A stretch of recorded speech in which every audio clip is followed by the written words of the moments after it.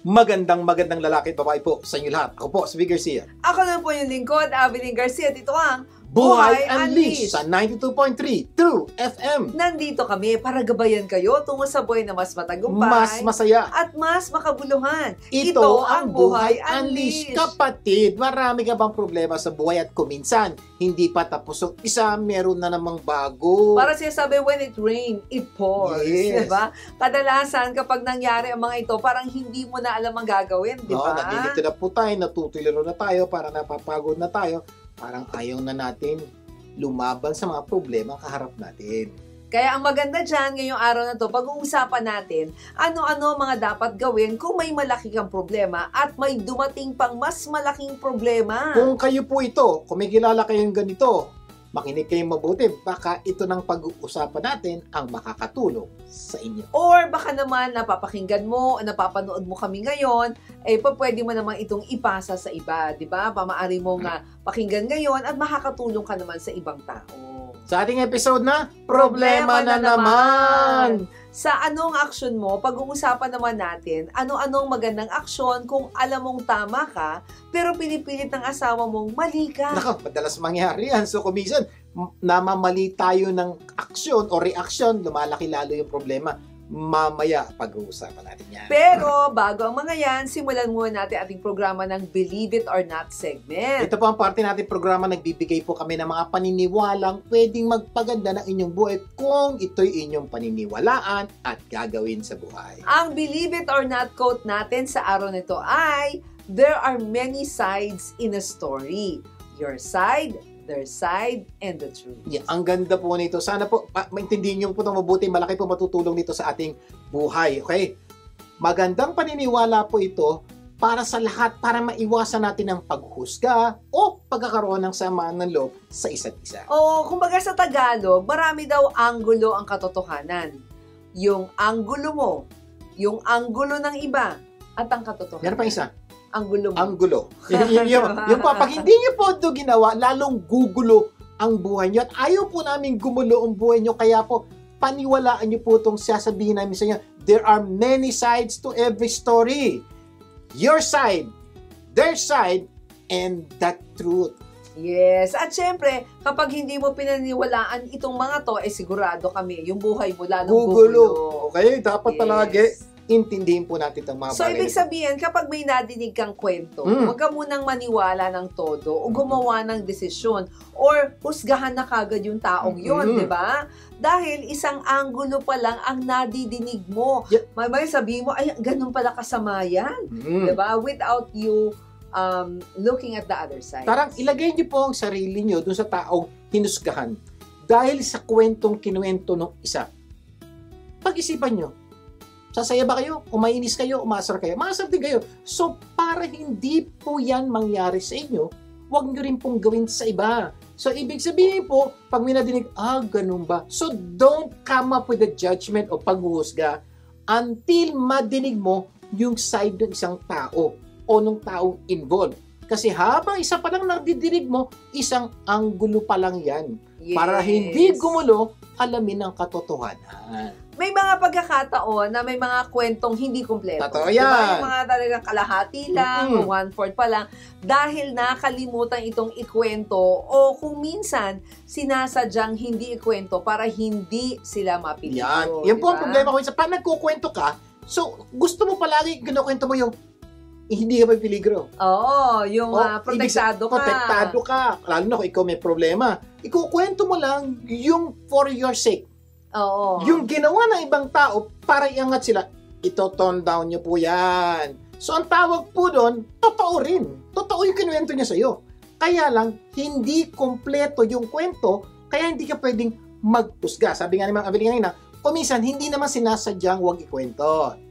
Pero may mga pagkakataon, sinasadya talaga. Di ba may mga kina-counselan tayo na, di ba, sa marriage encounter or mga mag-asawa na humihingi ng payo, pag pinapakinggan mo yung babae, parang ang sama-sama ng lalaki. Pag pinapakinggan mo yung lalaki, ang sama-sama naman daw ng babae, di ba? So parang, syempre, yung side lang nila yung kinikwento. Kaya maganda po, kung talagang involved ka sa issue, pakinggan mo yung both sides. Pero kung hindi ka naman involved, santabi mo na lang. Huwag kang maghusga sa isang bagay na hindi mo tunay na nauunawaan. Kaya dapat ang paniwalaan mo that there are many sides in a story. Tandaan mo yung your side, their side, and the truth. Para alamin mo muna ang lahat ng anggulo bago ka gumawa ng desisyon para mas kumpleto ang iyong conclusion. So, yung pag naniniwala po kayo doon sa sinasabi naming belief system that there's so many sides to every story, hindi ka maghuhusga, you will not jump into conclusion, at dahil hindi ka nag-jump into conclusion, hindi mo may sisira o maiiba yung relasyon mo sa isang tao. Kasi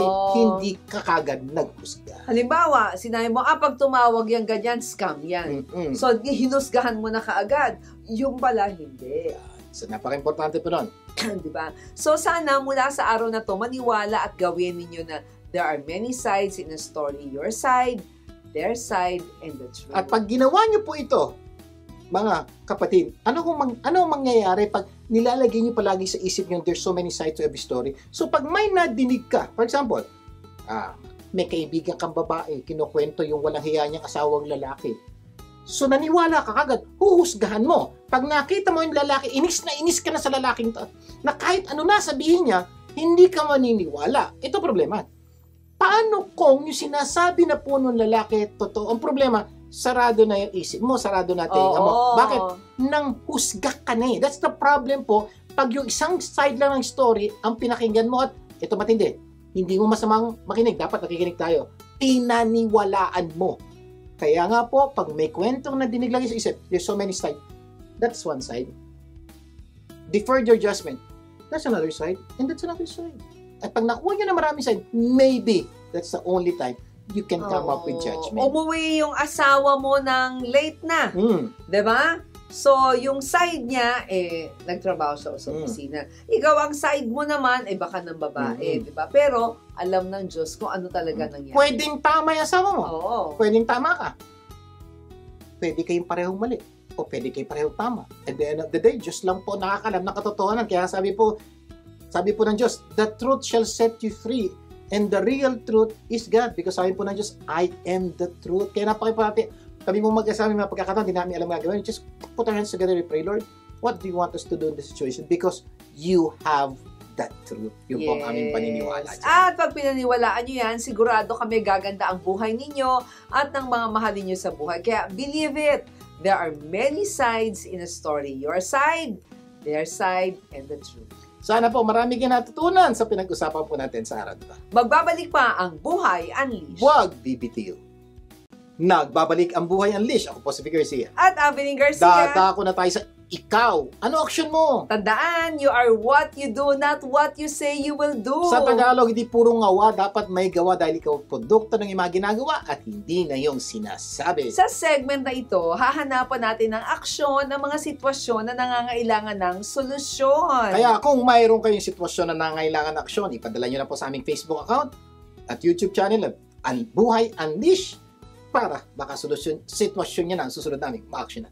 Yes. At syempre, ang sitwasyon natin sa araw nito ay ano-ano ang magandang aksyon kung alam kong tama ako, pero pinipilit ng asawa kong mali ako. Naku, madalas po mangyari yan sa mga mag-asawa. Kuminsan, hindi lang mag-asawa, pwedeng mag-ina, magkapatid. Kuminsan nangyayari po itong mga bagay na ito. Kaya kailangan pakinggan nyo pong mabuti kung ano ang dapat gawin sa sitwasyon. Ikaw, Sir Vic, anong action mo? Okay, kung dumating po sa puntong may tao, especially asawa mo, o namimilit, na talagang ikaw ay mali, kahit sa tingin mo, tama ka. Step number 1. Tanungin mo sarili mo. At ang tatanong mo ito, ano ba hindi nyo pinagkakasunduan? Opinion o facts? O opinion o katotohanan? Yung, ano ba yun na kailangan unahin mo itanong? Linawin mo, opinion ba to? O facts ba to? Ibig sabihin, may ebidensya or whatsoever. Yun po ibig sabihin. Napaka-importante kasi na ma-differentiate natin kung ito ba ay facts, no? Or opinion. Or opinion. Kasi opinion, di ba, according nga sa dictionary, a view or judgment formed about something, not necessarily based on facts or knowledge. Kaya nga pong opinion, may kanya-kanya tayong opinion. Kaya nga po sinasabi natin sa mga tao, you are entitled to your own opinion. So, ibig sabihin, may kanya-kanya tayong opinion. Ibig sabihin yun, pag opinion, it's not necessarily facts. Hindi siya tunay na katotohanan.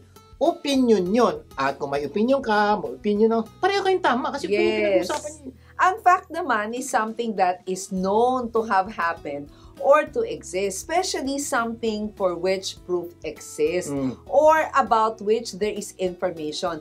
Kumbaga, no decision will be made until we know all the facts. Yeah. So yung facts naman, may katotohanan, may supporting evidence, may mga nagsusuportang impormasyon para patunayang ganito to. For example, ang mundo, bilog o patag?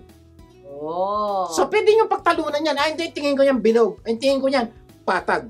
Okay. Hindi po opinion ang pinag-uusapan dito. Facts. Base po sa pag-aaral, base po sa ebidensya, ang mundo natin ay bilog. So, with regards to that, malinaw. Hindi opinion. Yan. Hindi opinion na bilog ba ang mundo. Kakaintindihan. Ang opinion po, parang ganito. Sa tingin ko, mas maganda, ganito gawin mo.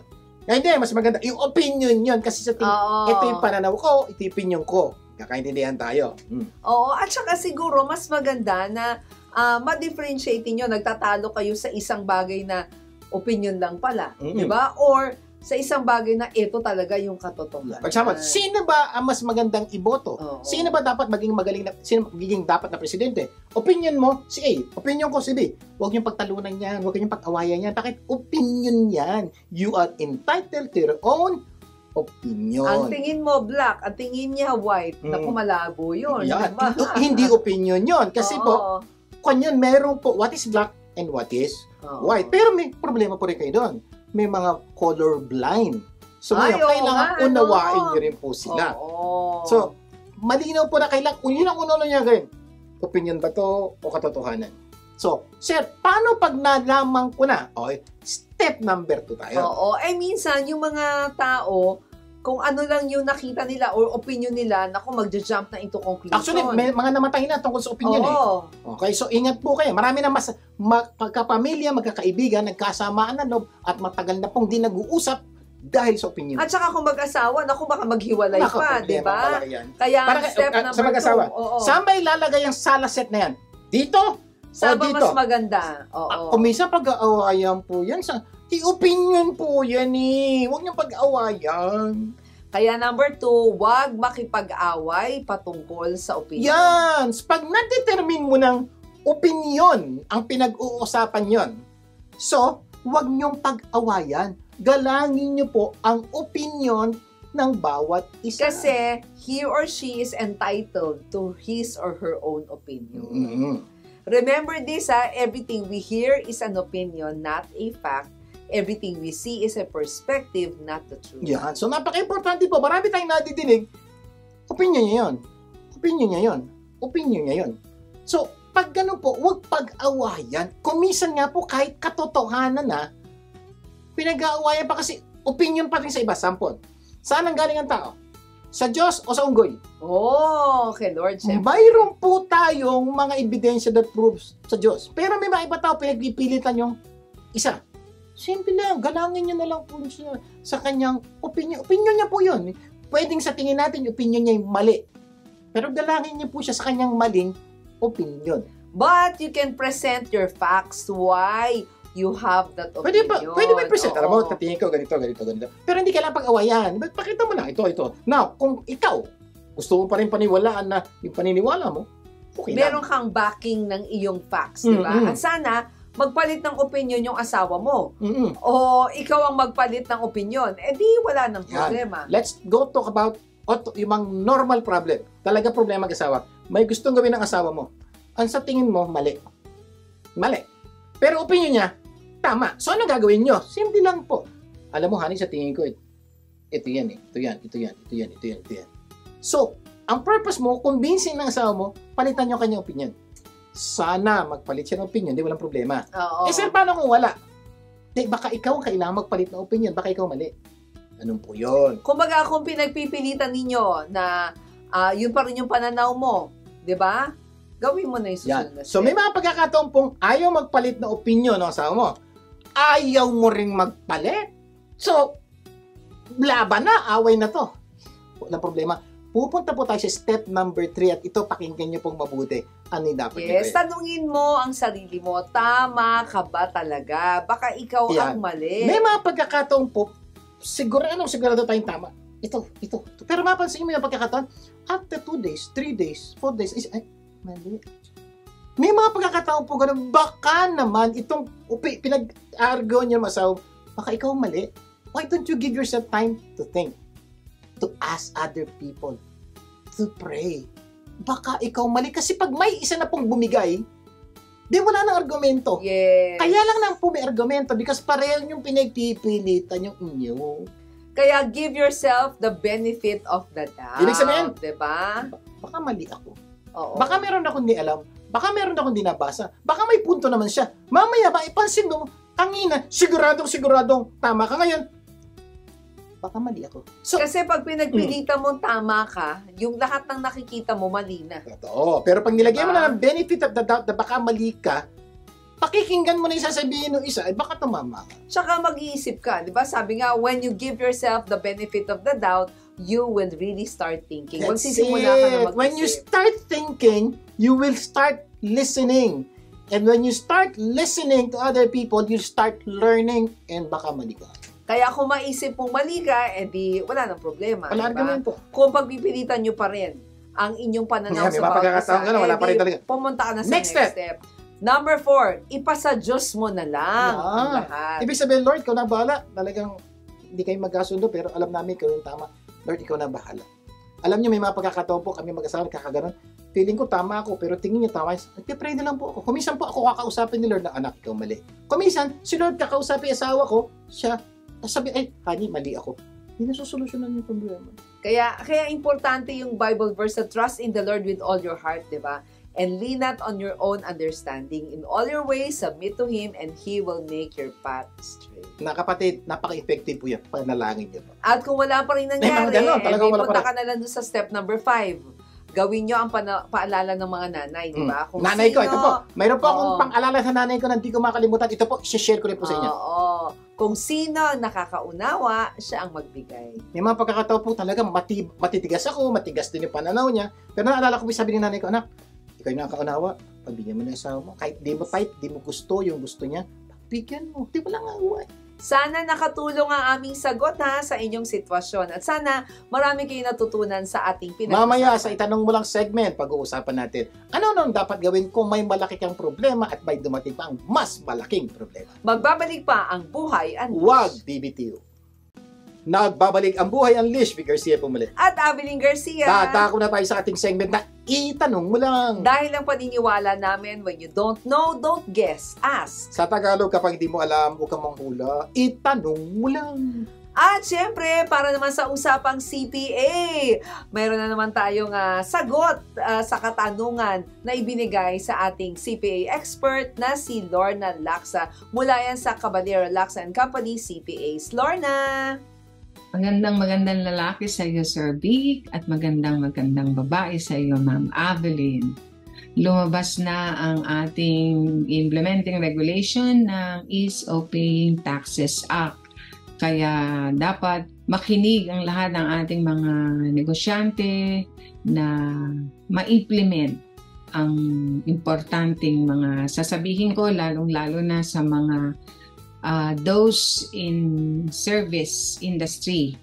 So, itong Republic Act number 11976, otherwise known as Ease of Paying Taxes, ay sinasakop na ang percentage tax at value-added tax at ito po ay isahan na lang ang treatment. Kaya wala na po dito yung cash basis. Mag-shift na po lahat sila sa accrual basis.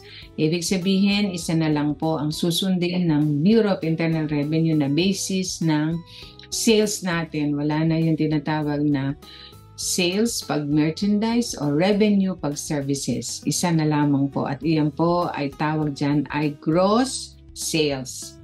At ang gagamitin na lang po dito ay ang word na invoice. Hindi na rin po gagamitin ang official receipt. Kaya lahat po ng nasa service industry, sila po ay magpapaprint uli ng kani-kanyang invoices.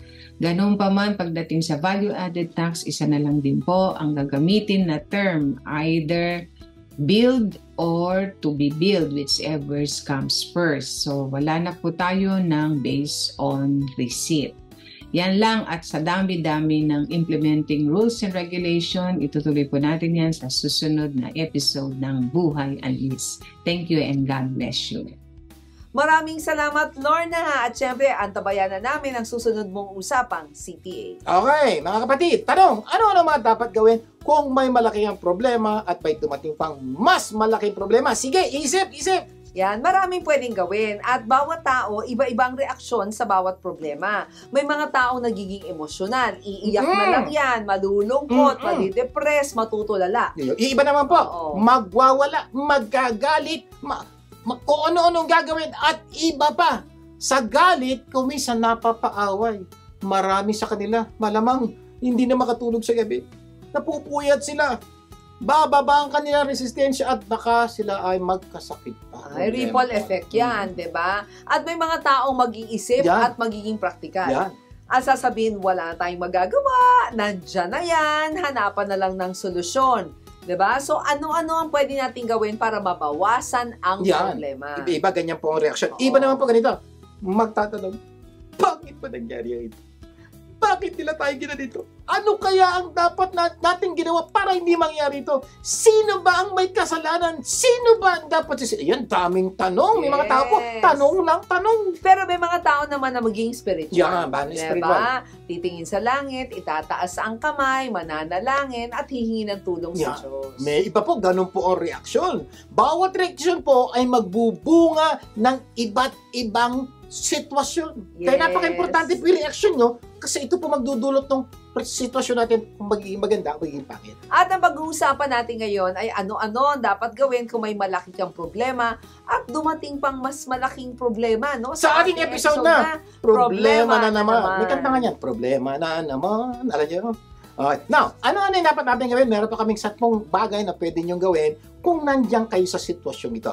Number 1. May problema ka? Oo. May dumating na naman. Step number 1. Close your eyes and forget the world for a moment. Yan. So, pag may dumating po yung sitwasyon ganyan, pikit muna. Pikit.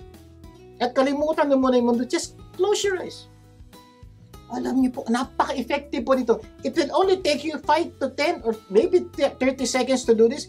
But this step number 1 will help you respond properly to the problem at hand. At pagpikit ng mata, ay kalimutan mo na yung mundo. No? Panandalian Panandalian lamang. lang. Naalala ko yung sinabi ni Rick Springfield, everything looks better with my eyes closed. Totoo po yun. Napansin niyo po, Diba? pag nakapikit ang mata mo, para bang nababawas yung problema mo. Pag dinilat mo naman, ganito lang. Meron kang taong kinainisan, titigan mo. Gano'n ka may inis. Pumikit ka, bigla, parang hindi na ako inis. Napaka-importante po na, yung step number 1 is so powerful. Please do that kung meron po kayong sitwasyon katulad na pinag-usapan. May isa pang quotation na naalala ko, sabi doon, the best things in life are unseen. Yan. That's why we close our eyes when we kiss, we cry, and dream. Napansin niyo po? So, idagdagan natin ngayon. Hindi lang kiss, cry, and dream. When you have a problem, close your eyes. It will help you a lot. Number 2, take a deep breath for at least 10 times. So, una-una, pikit mata. Pangalawa, habang nakapikit ang mata, deep breath. Mas malalim, mas maganda. Mas matagal, mas maganda. So, ito, suggestion namin, kahit 10 counts lang ho, malaki na matutulog. Kasi kapag may malaki kang problema, malaki ang matutulong ng paghinga ng malalim, di ba? Kahit 10 beses lang. Sabi nga ni Byron Nelson, one way to break up any tension is a good, deep breathing. Inhale! Inhale peace, exhale stress. Totoo po. Ako po, napaka-effective po sa akin yan. Pag may problem, bigla, ipikit lang po ako. Sinusubukan ko huminga ng malalim. Alam niyo pa, pag dilat nyo ng mata at nakapag, you can respond properly to the problem at hand. Ang ganda, no? Inhale peace, exhale stress. Yan. Ganda. Try it. Kung di nyo pa ginagawa to, subukan nyo po to. At kung kulang pa ang 10, gawin mo ng 100. Yan. At kung kulang pa 100, gawin 1,000. Diba? Habang nakapikit ka, nag-inhale, pag tingin mo, bagabag ka pa rin, at parang hindi ka pa nasa inhale, exhale yan. Mararamdaman mo naman pag, okay na ba? That's the time you open your eyes. Sabi nga ni Regina Brete, take a deep breath. It calms the mind. Yan. Totoo po. Try it po ha. Ang laki po. Kasi maski mga heart attack, may nabasa po ako. Parang feeling mo na parang mga heart attack ha. Deep breathing. Yes. Malaki daw po ang matutulog na hindi lang po sa emosyon, maski po sa ating Yung physical breathe daw or breathe is the wisest one-word sentence. Breathe. Diba? Breathe. And sometimes the most important thing in the world is the rest we take between two deep breaths. At totoo po, napaka-effective yung tapos yung hinto ka. Yes, oo. Number 3 naman is say a little prayer. Manalangin para umayos ang ating paningin. So ito na, 1, 2, 3, step 1, 2, 3, all the same time. Close your eyes. Deep breathing. Put your hands together. Lord, And pray. tulungan niyo po ako sa problemang kaharap ko ngayon. Sana po magawa ko po yung dapat na reaction sa sitwasyong ito. Ay nako, yan 3 step na napaka-effective in facing problems. Sabi nga ni Miles Monroe, prayer is our invitation to God to intervene in the affairs of earth. It is a request for Him to work His way in this world. Can you imagine? Kagdating ng problema, yun gagawin mo kagad manalangin. I tell you, malami kang problema na unti-unting masusolusyonan. Oo, tsaka ang sarap-sarap ng pakiramdam, di ba? Sabi nga ni Rebecca Small, a prayer that comes from the heart can indeed move mountains. Totoo po yan. It increases your faith and brings you closer to God. Kaya napaka-importante po nitong first 3 steps na huwag niyo pong kakalimutan at gawin niyo pagdating ng panahon. Close your eyes, deep breathing, and pray. And a day without prayer is a day without blessing. And a life without prayer is a life without Kaya po power. napaka-importante po ng panalangin. Kung minsan po marami po sa atin, magpe-pray lang po tayo pag hindi na natin kaya, pag sobra ng daming problema, pag sinubukan na natin lahat, saka lang tayo magpe-pray. Yung pag ginagawa natin, may problema ako sa pera, pwede kayo mangutang kay ate, si kay kuya, kay nanay, kay tatay. Pag naubusan na po natin ang utangin, Lord, tulungan mo ka. Di po. Ang tinuturo po namin sa inyo, when you encounter problem, one of the first thing you should do is to go to the most powerful person in the world, God. Dapat and siya ask for Him. mauna.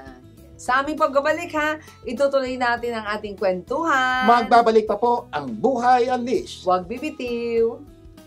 Nagbabalik ang Buhay Unleashed. Vic Garcia po muli. At Aveling Garcia. Patuloy tayo sa ating segment na itanong mo lang sa ating topic na. Ano-ano ang dapat gawin kung may malaki kang problema na dumating at may mas malaki pang problema. Sa ating episode na, Problema na naman! O, review tayo ha. Number 1, sabi natin kanina, pag nangyari sa iyo to, na may problema ka, tapos may dumating na naman, close your eyes Yeah. and forget the world for a moment. Pagkatapos ng close your eyes, O, tandaan mo yung sinabi ni Rick Springfield ha, everything looks better with my eyes closed. pagkatapos ng close eyes, what's next? Take a deep breath for at least 10 times. Diba? And that's one way to break up any tension is a good deep breathing. Sabi nga, inhale peace, exhale stress. Number 3, Number 3, say a little prayer. Alalahanin yung sinabi ni Miles Monroe that prayer is our invitation to God to intervene in the affairs of earth. It is a request for Him to work His way in this world. yung 3 step lang po na yan will make a lot of difference sa problema kakaharapin niyo. Pero Yes. hindi pa tayo tapos. There's more. Number 4, 4, if you are calm Yeah, ready ka already, you can now think about your problems. kalmado ka na. Ngayon, ano ba problema? Pwede mo nang isipin yung problema mo Opo, kasi yan. kalmado ka na eh. Remember, mistakes and pressures are inevitable. The secret to getting past them is to stay calm. Kaya anumang problema pinagdadaanan nyo, you need to be calm because pag di po kayo calm, mas malaking problema ang idudulot nito sa buhay niyo. At dahil kalmado ka na, kung may pagkakataon, pwede mo nang kausapin ng taong nagbalita ng problema sa'yo. Para ulitin ang detalye ng pangyayari. Kasi kung minsan, kapag inulit mong pakinggan ang balita, wala naman palang malaking problema. Nabigla lang pala. Yung iba po yung nakikinig sa kwento ng kalmado at iba yung nakikinig sa balita na tense. Normally, pag tense, yung balita, gumagrabe. Yes. Pag kalmado, yung balita po, sumisimple. Kaya, critical po yung being calm, whatever problem you're facing. Napaka-importante po yan. Yes. Ang problema, marami sa atin kapag nabibigla, ay nakakapag-isip, nakakapag-imagine tayo ng mga bagay na Nako. hindi naman totoo o walang basihan. Gaya ng, nakakapag-isip ka na ng hindi maganda. Katulad ng, sigurado ako, siya ang may pakanan nito. Wala ka pa nga alam, Oo. naghusga ka na. Oo. Wala na ibang gagawa nito, kundi, yan, nagturo ka pa. Ay, tapos talagang pinag-iinitan nila ako. Wala kang ebidensya.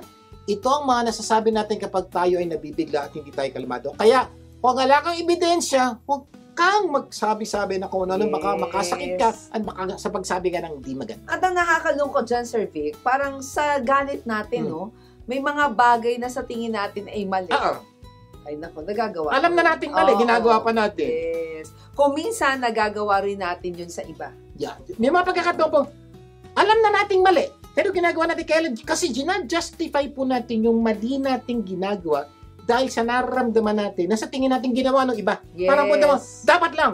Yung problema po, walang pundasyon yung iniisip na ginagawa mong dahilan to justify your action. Delikado po And yan. sometimes, you don't have to control your thoughts. You have to stop letting them control you. Totoo po yan. May mga pagkakataon po, we allow our emotion to control us. Kaya nangyayari, nakakagawa, nakakapagsalita tayo ng mga bagay na hindi natin dapat sabihin. Kaya napaka-importante po, number 4, be calm, pagkalmado ka. Maraming magandang mangyayari. Yes. Number 5. Number 5, if you are sure about the problem, look for solutions. Kapag nakasigurado ka na sa problema, tsaka ka na maghanap ng solusyon. Dahil kalmado na, di ba, mas madaling maghanap ng solusyon kaysa sa tense ka. Yes. The mind is like water po. When it is turbulent, it is difficult to see. When it's calm, everything becomes clear. Parang, ganito pong isip natin. Pag maguloy tubig, subukan nyo tumingin. Wala kayo makitang maayos. Pero pag kalmado tubig, ang linaw. Alam mo yung pupuntahan mo. Ganon din po sa atin. That's the purpose of step 1, 2, 3, 4. To calm you. So that when you look at the problem, you look at it with a clear mind, clear heart, and because clear maayos yan, you can look at the problem properly, and since you're able to look at the problem properly, you can come up with a solution properly. Naalala ko yung isang nanay na kausap ko, no? Kasi ano siya parang nag-aalala siya sa anak niya, kasi yung anak niya hindi in touch sa emotions, ano? Tapos ang nangyari, na-scam yung bata. Siyempre, iyak yung bata. Pero, siyempre, tense yung magulang. Nung medyo kalmado na siya, sabi ko, hindi ka ba nagpapasalamat? Kasi the mere fact na umiyak, hindi ko sinasabing mali yung nangyari, but the mere fact na umiyak, he's already in touch with the emotion. So, naging clear ang kanyang perspective. So, yun po ang ganda po. Pag maganda po ang pananaw nyo sa sitwasyon, nakikita nyo maganda, hindi yung pangit sa sitwasyon. And because of that, there's a big possibility. Makahanap kayo ng magandang solusyon sa inyong problema. Yes. At syempre, marami pa tayong meron pa tayong idadagdag, isa pa, no? Sabi nga natin, paalala ko lang kanina, na mas madaling maghanap ng solusyon kapag tayo ay kalmado, di ba? Pagka, yung nga sinabi mo kanina, pag turbulent ang water, mahirap tayong maging kalmado. Pwede rin pong humingi ng payo sa iba. For example, alam mo na yung problema, hingi ng payo sa iba. Remember, there's wisdom in the counsel of many. Yes. Pag kalmado ka, madaling magtanong, ano sa tingin mo? Ano sa tingin mo? Pero pag emotional ka, hanap ka ng kaaway. Tsaka ayaw mo magtanong kasi yung pride. Yes. Diba? So magtanong, magpatulong, lalo-lalo na sa mga taong hindi involved sa problema. Kasi mas objective sila dahil wala naman sila sa gitna ng problema. For example, may away ka, may inaway kang kamag-anak o kapitbahay. Huwag ka magtatanong sa nanay mo kung ano gagawin. Bakit? Kung po yan, emosyon din yan So maghanap ko din sa medyo uncle mo o sa na medyo may objective thinking dun sa sitwasyon. Yung po ibig namin sabihin. Yes. Isa pang magandang solusyon ay ang sinabi ng Diyos. Diba? Trust in the Lord with all your heart and do not depend on your own understanding. Seek His will in all you do and He will show you which path to take. Konektado po yan sa step number 3 kanina. You pray and ask help from God. Makikita niya ang daming problema mababawas. Number 6. If you know what action to take, just do it. Alam mo na, nagtanong ka na, nagpray ka na, napag-aralan mo na, gawin mo na. Gawin mo na yung dapat mong gawin. Remember this, too much time spent thinking about something takes away the time you have to actually do it. Yung pang problema, kung minsan po kaya isip, sobrang masyadong isip, wala ka nagawa. Hindi po masamang mag-isip, kaya lagyan niyo po ng hangganan. Kasi po pag paray isip, walang gawa, lumalaki yung problema, pero hindi nasusolusyonan. Yeah, sabi nga ni Paulo Coelho, di ba? One day you will wake and there won't be any more time to do the things you've always wanted to do. So that's why, do it now. Pag gawa nyo na dapat nyo gawin, pag-aralan nyo na, panalangin nyo na, just do it. Yes. Number 7. Do it until it's done. This is very crucial po. Huwag ka tumigil hanggat hindi na susolusyonan ang problema mo. Kung minsan po, kaya po tayo, yung may problema tayo, hindi na susolusyonan, alam tayong tama, ginawa natin. 2-3 araw tayo, tumigil tayo. Hindi masusolusyonan yun ng 2-3 araw na dapat na gawin. Dapat patuloy po natin gawin ano man yung problema. You need to do the right thing until it's done. Yes, kasi determination is doing what needs to be done even when you don't feel like doing it. Diyan po maraming Kahit di sumasabi. mo gusto. Diyan po maraming sumasabit, maraming tao. They start. Alam nila yung tamang gawin. Gawa, 1 araw, 2 linggo, 4 na linggo. Kaya na minsan, tatama rin na. Ayoko na nito, paulit-ulit na lang. Hindi po. Determination happens when you don't want to do it and you will still do it. Yes. At normally, diyan po lumalabas ang solusyon sa problema ang ating pinagdadaanan. We keep on doing things the right way. Sabi nga ng Bible, di ba? Do not get weary in doing good. For at the proper time, we will reap a harvest if we do not give up. Linaw po, Diyos na po ang nagsabi niyan. Kung may alam kang tama, patuloy mong gawin until it's done. Huwag kang titigil. Diyan po tayo sumasabi, tumitigil tayo sa gitna ng biyahe kaya hindi tayo nakakarating. Sana marami tayong natutunan na mamaya. Tutuloy pa natin ang iba pa, ha? Magbabalik po ang Buhay Unleashed. Huwag bibitiw. Nagbabalik ang Buhay Unleashed. Big Garcia po muli. At Avelyn Garcia. Patuloy tayo sa ating itanong mo lang segment, sa ating topic na. Ano-ano ang dapat gawin kung may malaki kang problema at may dumating pang mas malaking problema. Sa ating episode na Problema na naman. O, reviewin po natin para huwag niyo makalimutan. Step number 1, Close your eyes. Forget the world for a moment. Number 2, Number 2, take a deep breath for at least 10 times. Number 3, say a little prayer. Number 4, 4, if you are calm already, think about your problem. ano ba yung nangyari? Yan na. Okay. Tandaan mo, pwedeng may mistakes, pwedeng may pressures, di ba? Pero the secret to getting past them is to stay calm. Number 5, If you are sure about the problem, look for solution. siyempre may problema, hanapan ng solusyon. The mind is just like water po. When it's turbulent, it's difficult to see. When it's calm, everything becomes clear. Correct. Number 6, if you know what action to take, just do it. Do it. Remember, too much time spent thinking about something takes away the time you have to actually do it. Yan. Number 7, Do it until it's done. tapusin mo. Oo. Diba? Let us not become weary in doing good, for in due time you will reap. If you will faint. Number 8, 8, in the middle or amid the problem or in ito the midst of the ini-implement mo na, problem. ini-implement mo na. Oo, nasa kalagitnaan ka ng problema, always have the right beliefs. Yan, dapat may tama kang pananaw o paniniwala sa gitna ng problema. Parati mo paalala sa sarili mo na kung meron ka matinding pangangailangan, God will supply all your needs. Yeah, ang ganda pong paniniwala yan. May problema ka, may pangangailangan ka, put that right belief. God will supply all my needs, whatever it is. Pag ganun po paniniwala nyo, lalabang ka nga sa dulo. Yes, kung masyadong malaki ang problema mo, remind yourself, God is able to do exceedingly, abundantly, above all that we ask or even Ang ganda mong paniniwala yan. Laki ng problema mo, wala ka ng solusyon. God is able. Yes. Can you imagine? Pumasok sa isip niyan, ay laban. God is able eh. Kung hindi mo na natin alam yung mangyayari bukas, tandaan nyo, God promised this. He holds the future. Kumisa po, kinatatakot, ano mangyayari bukas? Paano ito? Mangyayari ganito, may problema. May pangako si Lord. God holds the future. God will take care of you. At kung may taong galit sa'yo, Yan. patawarin mo for they don't know what they're doing. Lagay niyo po sa isip niyo, kumisa parang, ba't sila ganito? Ba't sila ganito? May sagot po yan. They don't know what they're doing. May mga tao po gumagawa ng mga bagay na hindi nila tunay na unawaan. Pag ganun po, ang dali nilang patawarin. Kasi meron pong Diyos, kung pinatawad tayo ng Diyos, dapat matuto rin tayo magpatawad. Gandang paniniwala niya. At kung may taong gustong manakit Ayan, sa iyong iba to, iba klase pamilya, to. remember, greater is God that is in you than He that is in the world. Kasi God is your refuge and your protection. May mga pagkakataon po, kaya po tayo balisa, kaya tayo na mga problema. Yung pong, ano yun, yung security po ng ating kapamilya, ang ating pinapalala, paano to? Mapapakilala sa'yo ng Diyos. God is your security. That's why you keep on believing in God. Put your hands together and pray, Lord, help us, protect us from any bad people. God will protect you. At kung nahihirapan ka na ng sobra sa kalagayan mo, remember, hindi ka bibigyan ng Diyos ng problemang hindi mo kaya. Ang kailangan mo nang gawin ay manalig sa Diyos at magtiwala lang sa Kanya. May mga pagkakataon po parang may problema tayo, parang hindi na natin kaya. Tandaan niyo po to, hindi tayo ilalagay ng Diyos sa sitwasyon yan na hindi tayo bibigyan ng pagkakataong malaman yung solusyon. Yes. Pangako po ng Diyos yan. Kaya kung nando ka sa sitwasyon, patuloy ka manalangin, Lord, ano gagawin ko? provide po ni Lord yung way of escape for you to get out of the situation if you continue to believe in Him. At kung parang imposible ang masolusyonan ng Yung problema. talaga para bang labo na to. Oo.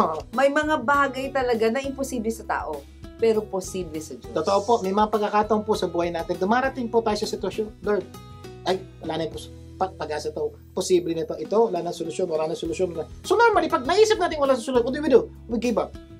Pero ito po, hindi po totoo walang solusyon because malinaw po ang pangako ng Diyos. Yung mga bagay na imposible sa tao, posible sa Diyos. So, ibig sabihin nun, may solusyon yan. Ang Yes. pagkakaiba lang ito, hindi manggagaling sa iyo yung solusyon. Ang solusyon, manggagaling sa Diyos kung patuloy lalo tayong hihingi ng tulong sa Kanya. Kaya nga po, walang sitwasyon, imposible. Meron po.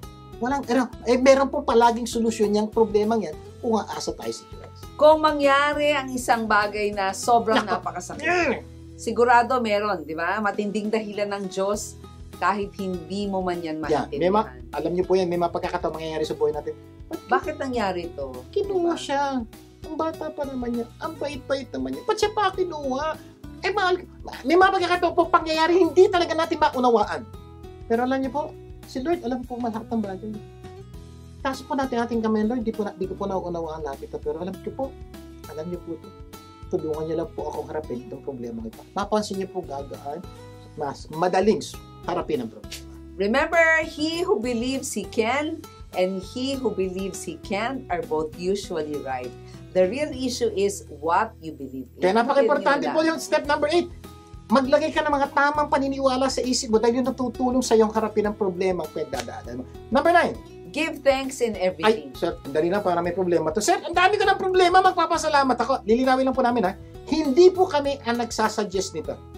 Ito po'y tinuro sa amin ng Diyos na gusto naming ituro sa inyo. Diyos mismo po ang nagsabi, pag dumadaan tayo sa maraming problema, ito daw po ang dapat natin gawin. Yes, at ang sabi ng Panginoon, di ba, in everything give thanks, for this is God's will for you in Christ Jesus. Kung pangit man ang nangyayari, magpasalamat ka. Maganda nangyayari, magpasalamat ka. Hindi mo gusto nangyayari, magpasalamat ka. Sa lahat ng bagay, Magpasalamat. Diyos ka. po ang nagsabi nun. At pag ginawa daw po nito ito, ang pangako po ng Diyos, and the peace of God that passes all understanding will rule your heart and mind in Christ Jesus. Pag natuto tayo, magpasalamat. And number 10, be joyful. God said, consider it pure joy, my brothers and sisters, whenever you face trials of many kinds, because you know that the testing of your faith produces perseverance, and let perseverance finish its work, so that you may be mature and complete, not lacking anything. Ito po'y saktong-sakto pong tamang-tama doon sa tanong natin yung ano ang gagawin mo kung marami kang problema at may dumating pang malaking problema. Yan na po mismo ang sabi ng Diyos. Pag ikaw daw ay dumadaan sa napakadaming problema, ang gagawin mo, be joyful. Parang ang labo. Pero sabi niya, matuwa ka. Dahil tinetest ka ni Lord, pinatitibay ka ng Diyos, at yung pagpapatibay na yan, magagamit mo sa susunod na parte ng buhay mo for you to be more successful. Linawin ko na po, hindi po kami nagsasuggest.